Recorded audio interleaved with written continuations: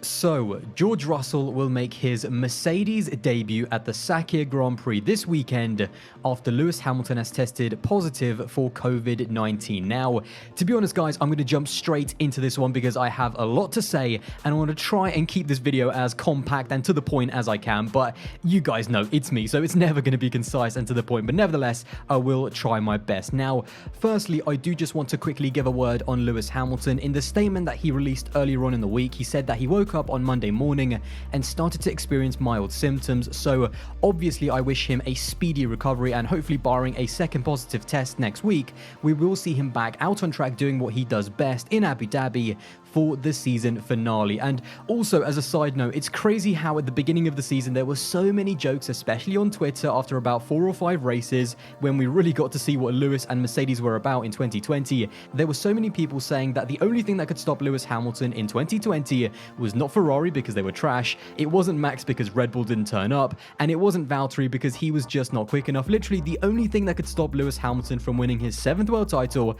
was COVID and him testing positive and missing some of the races. Unfortunately for Valtteri, this happened about 15 races too late for him to even be able to take advantage of it in terms of the title race. But honestly guys, joking aside, I do hope Lewis is okay. I hope that he gets healthy as soon as possible because obviously we don't want to see anyone in the F1 community have to go through that. But nevertheless, it can't be ignored that this news has just sent the F1 world and indeed the Sakhir Grand Prix, which already was a very highly anticipated race due to the alternative layout, it's just sent this Grand Prix weekend into a total meltdown with George Russell stepping into the Mercedes as Lewis's replacement, and also shout out to Jack Aitken, who is going to be stepping into the Williams in place of George to make his F1 Grand Prix debut. Now, this to me has just gone from a weekend where Mercedes literally had absolutely nothing to lose and nothing to worry about regardless of what happens, into a weekend where both of their drivers are going to have to deliver for themselves. From Valtteri's perspective, he is not coming into this race off the back of a stellar season, and he is not going into this race brimming with confidence. He had a horrible race in Turkey where he spun about 6 times and was lapped by his teammate, and then even in the last race he had a horrible start, losing about 6 positions in just 1 corner. And yes, although he did have that unlucky puncture during the second restart, he didn't exactly storm through the field like he should have, and in the end he was only able to finish in 8th place. So make no mistake, there is a lot of pressure and there is a lot on the line for Valtteri. He'll be going into this weekend knowing that if he seriously gets outperformed by George Russell in his first ever outing for Mercedes, there is no sugarcoating it, that would be an embarrassment for him. So now let's talk about the man of the moment, George Russell, and the first thing I have to say that personally, I'm expecting big things from him this weekend. I have been one of the biggest supporters of George Russell ever since I started making content on YouTube and started to see him race in Formula 2. Last year when he came into F1, everyone was doubting him, and I began to see so many jokes being made about the fact that he got outscored by Kubica, and honestly, it kind of made me mad going into the 2020 season because no one in the F1 community has been flying George's flag higher than me. And even before the season began, I made a video at the very beginning of the year talking about why I thought George Russell is a special driver and a special talent, and why I think he will be a future multiple-time world champion.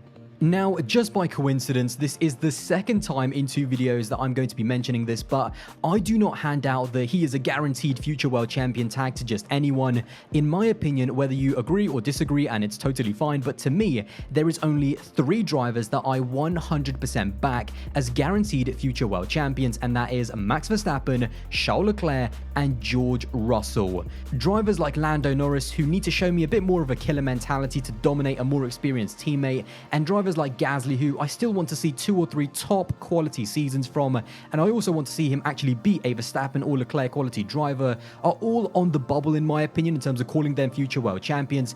But at the moment, to me, they are not there yet, and I don't hype them up like I do George Russell because I haven't seen that from them just yet. This is how highly I rate George Russell, and again, my position on George has been crystal clear even after everyone was laughing at him at the end of 2019 and calling him overrated, because trust me, there were a lot of those people. I said that talent-wise, he is up there with Verstappen and Leclerc, and when he gets the car and the right team around him, he is going to be a multiple-time world champion in the future.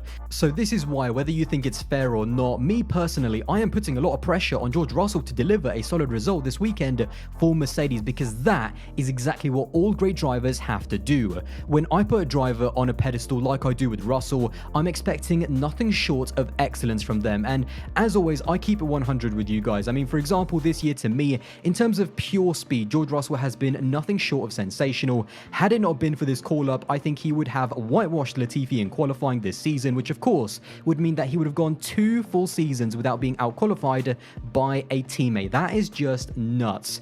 However, has George Russell been flawless? Absolutely not. He's let himself and the team down on more than one occasion this season. Some of his starts and restarts have been very poor. For example, his last restart at Mugello actually cost him the opportunity to score his and the team's first points of the season. And even last weekend in Bahrain, he had another poor start, losing 3 or 4 positions on the opening lap. Then of course there is also some of the mistakes that he's made as well, from the minor mistakes like on lap 1 in Styria to the vital mistakes like in Imola when he crashed out under the safety car and again lost out on the opportunity for potential points. So by no means am I someone who is blind and says that George Russell has been this flawless driver all season long, because he hasn't. But overall, in terms of pace, he has absolutely smashed Latifi both in quali and in the races that they've actually finished together. And I'm hoping that those poor starts and those crashes, which of course both Hamilton, Verstappen and Leclerc all made when they were young as well.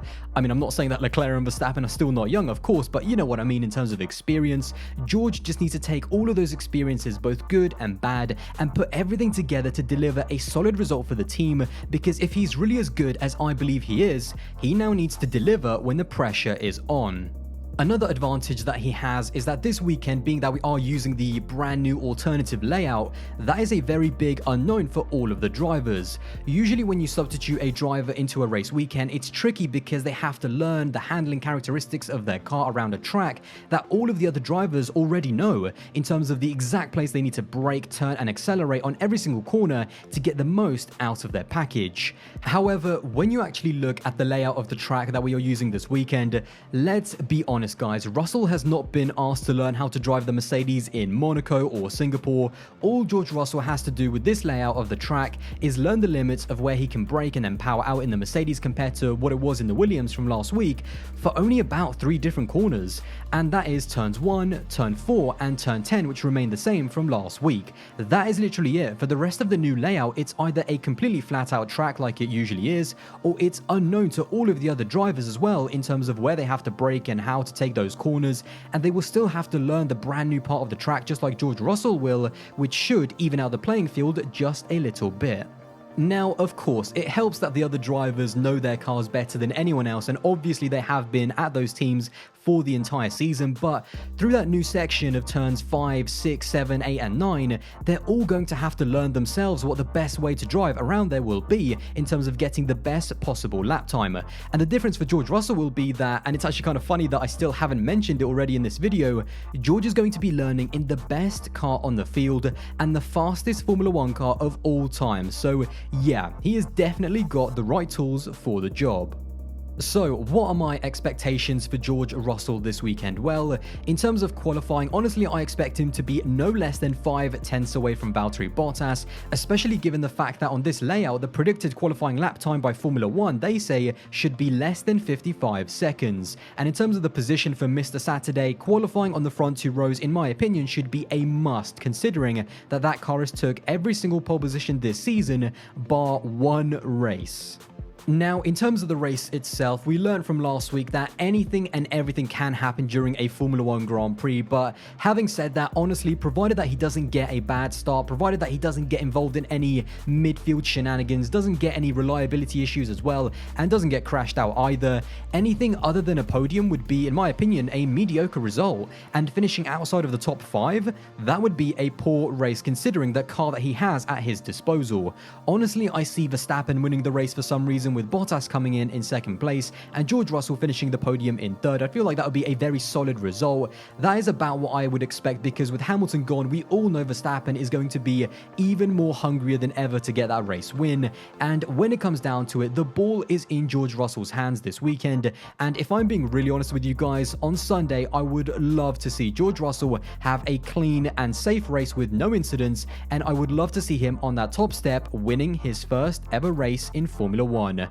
That's the dream, and I'm going to be cheering him on the whole way. But of course, realistically, for that to happen, some luck would have to go his way in terms of Max and Valtteri, but in Formula 1, never say never.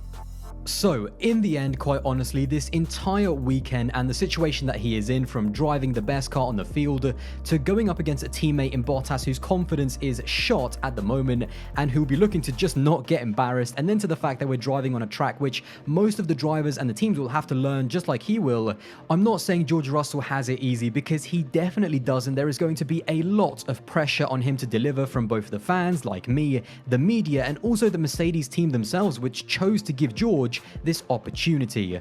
But this is the sort of opportunity where all future world champions that have ever been in Formula 1, they always rise to the occasion. Now, if George Russell just simply doesn't deliver under the pressure and doesn't deliver with the car that he is given, I'm never going to kind of baby him or make excuses for him like, oh, you know, the car wasn't built around him or the team just weren't behind him either. No, from me, he will get none of that. I totally understand that stepping into a new car for one race is not easy, but if George Russell is the superstar future world champion that I believe he is, I expect him to deliver a solid result in place of Lewis Hamilton, and I expect him to deliver on the hype that I believe he truly deserves.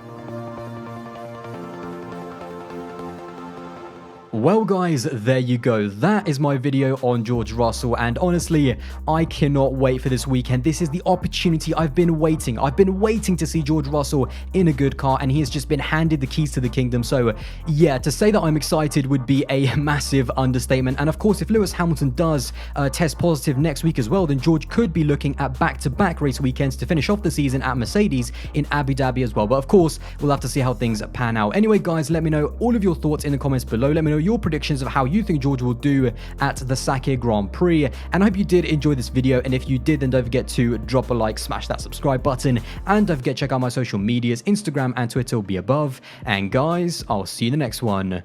Bye guys.